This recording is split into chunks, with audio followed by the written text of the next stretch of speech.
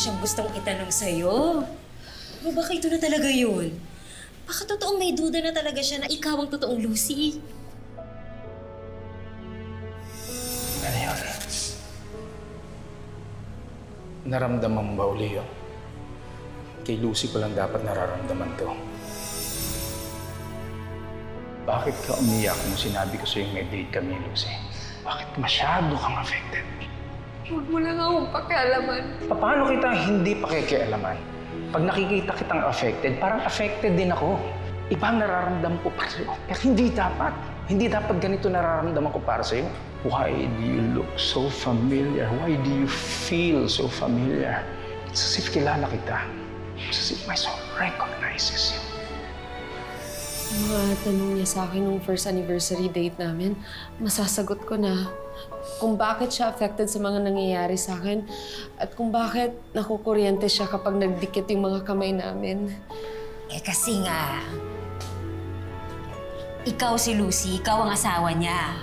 Pero sana talaga maniwala siya sa akin na kahit iba tong katawan ko, ako si Lucy, ang tunay na asawa niya.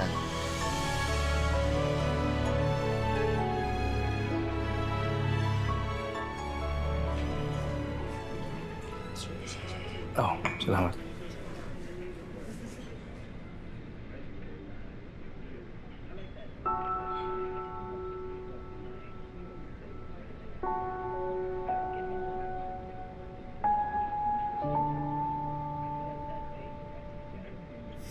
Darius, please maniwala ka sa akin. Ako to.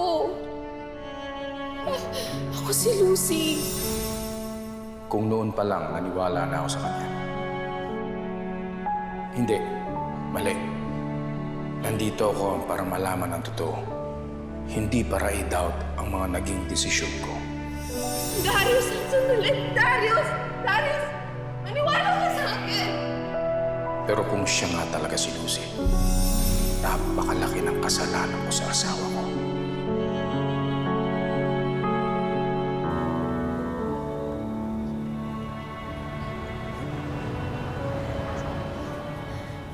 Ito ho, kuya. Salamat po.